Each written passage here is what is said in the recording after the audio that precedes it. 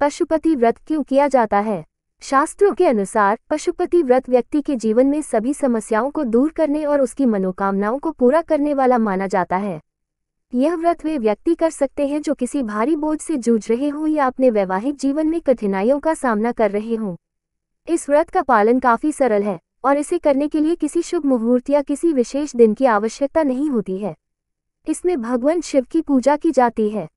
पशुपति व्रत कैसे करते हैं? विधि। यदि आप पशुपति व्रत का पालन करने का इरादा रखते हैं तो ऐसा करने का उचित तरीका जानना महत्वपूर्ण है। आपकी सहायता के लिए यहाँ कुछ दिशा निर्देश दिए गए हैं। पशुपति का व्रत लगातार 5 सोमवार तक करना चाहिए और उद्यापन के बाद ही इसे बंद करना चाहिए। पशुपति व्रत का पालन करने में पहला कदम पूजा करना है। सोमवार के दिन सुबह स्नान कर स्वच्छ वस्त्र धारण कर पूजा की थाली और कलश लेकर मंदिर जाएं। थाली में चावल, लाल चंदन, फूल, प्रसाद, बेलपत्र और पंचामृत जरूर रखें। इन वस्तुओं को चढ़ाने के बाद आप कलश के जल से भोलेनाथ का अभिषेक कर सकते हैं। अभिषेक के बाद दीपक जलाएं, भोग लगाएं और भोलेनाथ की आरती करें।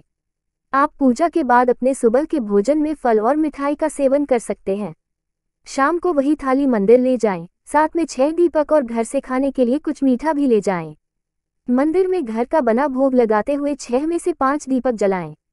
2/3 भोग मंदिर में चढ़ाएं और 1/3 घर में वापस लाएं। पूजा करते समय भोलेनाथ से अपनी मनोकामना व्यक्त करें और उनका आशीर्वाद मांगें। घर में प्रवेश करने से पहले दरवाजे पर दीपक जलाएं और भोलेनाथ का स्मरण करें। इसके बाद ही घर में प्रवेश करना चाहिए।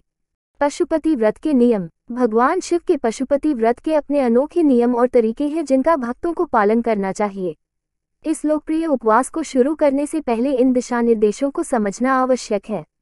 भक्तों को ब्रह्म मुहूर्त के दौरान उठने और स्नान करने के साथ साथ साफ कपड़े पहनने के महत्व को याद रखना चाहिए। इस व्रत के महत्वपूर्ण नियमों में से एक भगवान शिव को 5 दीपक जलाना है, जिन्हें इस प्रथा के कारण पंचानन भी कहा जाता है। इसके अलावा इस व्रत को 5 सोमवार रखने की प्रथा है, जिसके दौरान भक्तों को मंदिर में जाकर भगवान शिव की पूजा और अभिषेक करना चाहिए। मन और मुख दोनों से श्री शिवाय नमस्तुभ्यम का निरंतर जप करने की सलाह दी जाती है।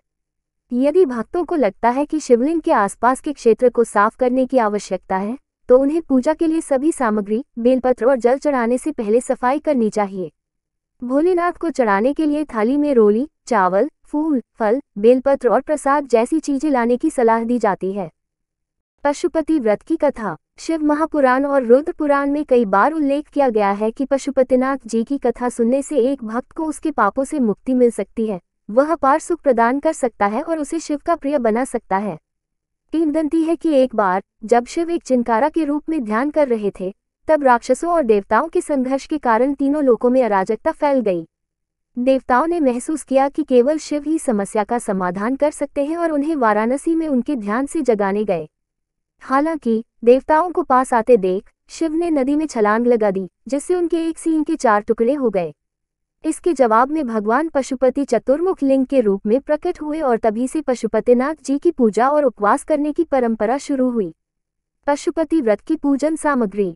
पशुपति यंत्र या भगवान शिव की तस्वीर, अगरबत्ती, कपूर और दिया या दीपक, प्रसाद के रूप में फल, फूल और मिठाई, मंत्र पढ़ने के लिए पवित्र धागा या माला, पंचामृत, दूध, दही, शहद, चीनी और घी का मिश्रण, गंगाजल या पवित्र जल, नारियल और पान अर्पित करने के लिए, आरती के लिए बेल, रुद्राक्ष माला या पवित्र मोतियों से बनी माला, पशुपति यंत्र या तस्वीर लगाने के लिए लाल या पीला कपड़ा। ये ध्यान रखना महत्वपूर्ण है कि पूजा सामग्री क्षेत्र और रीति रिवाजों के आधार पर भिन्न हो सकती है। पशुपति व्रत में उपयोग की जाने वाली उपयुक्त वस्तुओं के लिए एक पुजारी या धार्मिक प्राधिकरण से परामर्श करने की सिफारिश की जाती है। पशुपति व्रत उद्यापन सामग्री। पशुपति व्रत का उद्यापन महत्वपूर्ण और आनंददायक अवसर होता है। इस मामले में हमें एक विशेष सामग्री की आवश्यकता होती है जो इस अवसर को सुंदर और पवित्र बनाती है। यहाँ कुछ महत्वपूर्ण सामग्री शामिल हो सकती है, जैसे पुष्प, अगरबत्ती, दीपक, सुपारी, इलायची, गुड़, नारियल, बताशी और अक्षता। ये सभी चीजें व्रत के प्रतिष्ठान या उद्यापन के दौरान उपयोग होती हैं और एक सभ्य और धार्मिक माहौल बनाने में मदद करती हैं। इसके साथ ही हमें अपनी भक्ति और प्रार्थना की उचितता और सामर्थ्य का ध्यान रखना चाहिए जो इस व्रत को सफल और अर्थपूर्ण बनाता है। पशुपतिनाथ का मंत्र क्या है? सारा दिन मन ही मन भगवान शिव के इन मंत्रों का जाप करते रहें। ओम नमः शिवाय। ओम नमो नीलकंठाय। ओम पार्वतीपतये नमः। ओम ह्रीं ह्रौं नमः शिवाय। ओम नमो भगवते दक्षिणामूर्तिमह्यं मेधा प्रयच्छ स्वाहा।